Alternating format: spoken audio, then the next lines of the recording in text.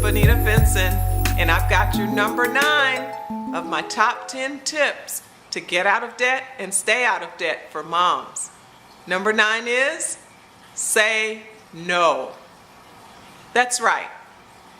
There were many times when we were trying to get out of debt that I had to tell myself no, that I had to tell my children no, that we as a family had to say no to other people and to ourselves because we had a goal, and that goal was 0 debt. We couldn't go to as many birthday parties, although we sent our well wishes.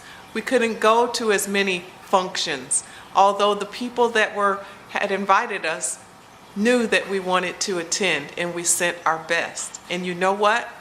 All those people still love us. The children still love us. There was a period that we had to say no, and because of that, we win.